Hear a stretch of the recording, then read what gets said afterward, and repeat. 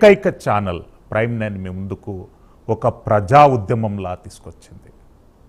ప్రజలు వచ్చినా రాకున్నా ఈ కర్కోశక అమ్మా నాన్న అనాథ శరణాలయాన్ని పేరుతో కొనసాగుతున్నటువంటి ఈ కంట్రీ బిజినెస్ను మాత్రం ప్రైమ్9 ప్రజాక్షేత్రంలోకి తీసుకెళ్తుంది. ఈరోజు ప్రత్యేక డిబేట్లో మనతో పాటు జీవన్ రెడ్డి గారు సామాజిక కార్యకర్త మనకు లైవ్లో అందుబాటులో ఉంటారు. జీవన్ రెడ్డి గారు, ఏంటండి అసలుకు ఇలాంటి ఒక డిబేట్ నేను చేస్తానని చెప్పి నా జీవితంలో నేను ఎప్పుడు అనుకోలేదు. చాలా బాధాప్త హృదయంతో అక్కడ అంటే ఒక వృద్ధులను అంత విచక్షణారహితంగా కొడుతున్నారు. ఏంటి అసలు ఆ వీడియో ఏంటి, ఆ సంస్థ ఏంటి, ఆ అమ్మా నాన్న పేరుతోని కొనసాగుతున్నటువంటి ఆశ్రమం ఏంటి, అసలుకి కథ ఏంటండి? జీవన్ రెడ్డి గారు ప్లీజ్. ఇది ఏం లేదు సార్, ఇతను డబ్బుల కోసం చేస్తున్నాడు, ఆశ్రమం పెట్టింది. అసలుకి ఎవరు, ఆయన నేపథ్యం ఏంటి, ఆయన బ్యాక్గ్రౌండ్ ఏంటి, ఆయన పేరేంటి? ఆయన పేరు గట్టు శంకరు, నారాపురం నుంచి వచ్చాడు. కడుపులో ఇంత ముందుకు ఇండస్ట్రియల్ కుక్కర్లు అమ్మాడు, రైస్ కుక్కర్లు, స్టవ్లు. అవి ఆడికెళ్ళి బొంబాయికి అర్థమో బొంబాయికి వెళ్ళాడు. బొంబాయికి వెళ్ళి వచ్చి కుక్కర్లు అమ్మాడు. రైస్ కుక్కర్లు అమ్మినాక ఇండస్ట్రియల్ కుక్కర్లు, మన కరెంట్ నుంచి వచ్చే కుక్కర్లు అమ్మాడు. అది అయిపోయినాక నెక్స్ట్ అనాథాశ్రమం అని ఇంత ముందుకు ఒక పద్మశాలి వాళ్ళది షెడ్ ఉండే, అది తీసుకొని అక్కడ నడిపించాడు కొన్ని రోజులు. ఆ తర్వాత అక్కడి నుంచి మెల్లగా గవర్నమెంట్కి కొంచెం పరిస్థితి ఉందని చెప్పుకున్నందుకు గవర్నమెంట్ కూడా కొంచెం ల్యాండ్ ఇచ్చింది. ఆ ల్యాండ్ నుంచి తర్వాత మెల్లగా ఇదే మొత్తం పబ్లిసిటీ చేసుకొని ముందుకు వెళ్ళిపోయాడు. ఇప్పటిదాకా మేము కూడా అన్నదానం చేస్తుండు, ఆ పేదలను చూసుకుంటున్నాను అన్నదానికి మా వాళ్ళు కూడా పబ్లిక్ కూడా పెద్ద తెలుసుకోలేదు.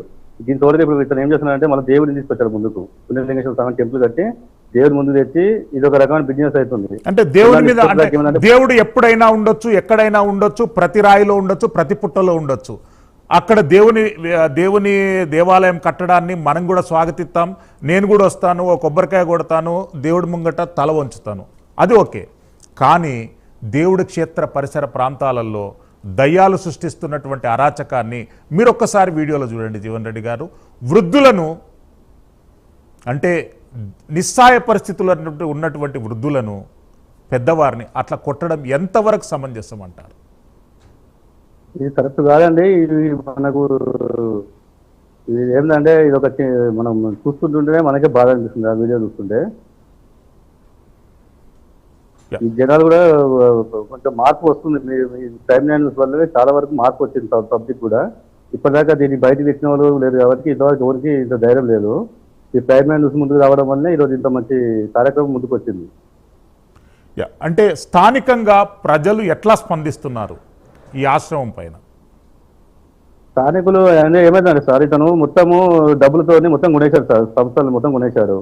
జనాలు కూడా కొంచెం భయపడుతున్నారు. ఎందుకంటే మాకెందుకు వచ్చిన బాధ, మాకెందుకు వచ్చిన ఇది అని జనాల వల్ల కొంచెం భయం క్రియేట్ చేశాడు మొత్తము.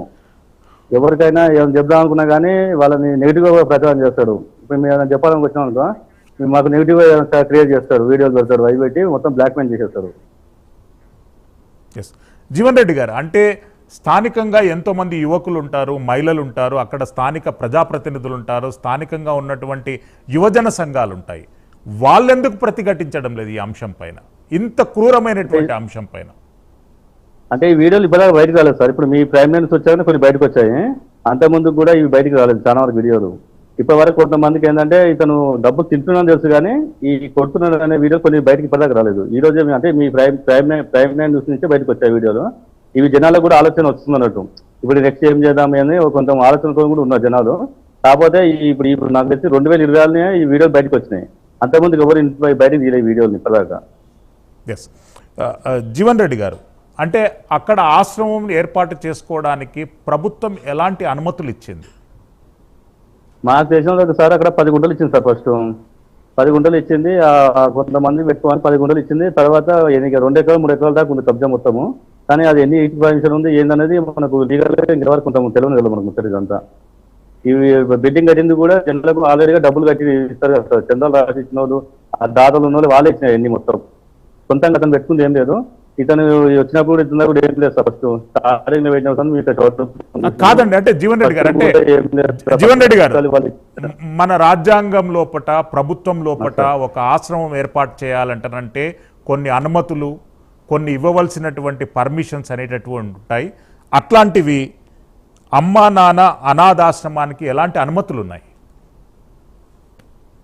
ఇది అనుమతి లేదు సార్. ఇది ఒక మానసిక వికలాంగులకి కొంచెం సెంటిమెంట్ వల్ల ఎవరు అడగలేకపోతుంది సార్ వీటిని. ఎందుకంటే అతను పెడుతున్నాడు మానసిక వికలాంగులకే కదా అన్న ధోరణిలో ఎవరు కూడా దాని గురించి పట్టించుకోవట్లేరు.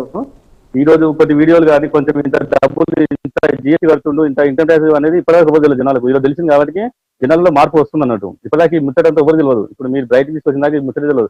1 కోటి 2 కోట్లు 3 కోట్లు వస్తుందో, వాళ్ళ అందం అవుతుందో, లాస్ట్కు అతని మందం కొంచెం ఏమవుతుందో అనుకోరు. కానీ ఇప్పుడు 15 కోట్లు బయట పడే 15 కోట్లు వస్తుంది. బ్లాక్ ఎంత వస్తుందో ఎవరికి తెలియదు ఇంకా. అంటే ఈ వైట్ బ్లాక్ క్లత్ ఏంటంటే జీవన్ రెడ్డి గారు, నాకు అర్థం కాలేదు. వైట్ ఏంటి, బ్లాక్ ఏంటి? అంటే ఇప్పుడు జిఎస్టీ ఇన్కమ్ ట్యాక్స్ కడుతుందే 15 కోట్లు వస్తుంది సార్ జిఎస్టీ ఎంట్రీలోనే. మళ్ళీ బ్లాక్ అంటే మామూలుగా జనాలు ఏం చేస్తారు, కొంతమంది బియ్యం దానం చేస్తారు, కొంతమంది డబ్బులు దానం చేస్తారు, వైట్ క్యాష్, కొంతమంది నూనెలు దానం చేస్తారు, కొంతమంది మళ్ళీ ఉప్పు పప్పులు, డ్రై ఫ్రూట్స్, పండ్లు, అంటే ఎవరు తోచిన వాళ్ళు. ఇప్పుడు ఇల్లు కడుతున్నాం అంటే, రూమ్ కడుతున్నాం అంటే ఇక్కలు ఇచ్చే వాళ్ళు ఇక్కలు దానం చేస్తారు, గణిత దానం చేస్తారు, సిమెంట్ దానం చేస్తారు, అట్లా ఇచ్చేవాళ్ళు ఇస్తారు. అవి అనేది వైటే కదా సార్. బ్లాక్ లో బ్లాక్ అనేది ఇదంతా ఎవరు తెలియదు జనాలకు. జీవన్ రెడ్డి గారు, మీరేమో గట్టు శంకర్ అని అంటున్నారు, మరి ఇక్కడ రికార్డులలో మొత్తము శ్రీ శంకర్ గురూజీ అని ఆయన పేరు ప్రస్తావించారు. ఏంటి ఈ వ్యత్యాసం? ఏంటి ఈ శంకర్ గురూజీ అనేది కూడా ఈ 3-4 ఏళ్ళ సందే ఉంది సార్. పుణ్యలింగేశ్వరం కట్టే స్టార్టింగ్ నుంచే పేరు వచ్చింది, అంతకుముందు లేదు సార్. అంతకుముందు కూడా వేరే సంస్థని లీజు అంటే వేరే మనం కొంతమంది దేవుడు ఉంటారు కదా సార్. మనం ఇప్పుడు ఎట్లా అంటే అన్నపూర్ణేశ్వర స్వామి వేరే ట్రస్ట్ వాళ్ళు వీళ్ళకు టైఅప్ అయినప్పుడు ఒక 4-5 ఏళ్ళ కింద వేరే వాళ్ళు టైఅప్ అయ్యి మొత్తం వాళ్ళే బెటరీని చూసుకున్నారు.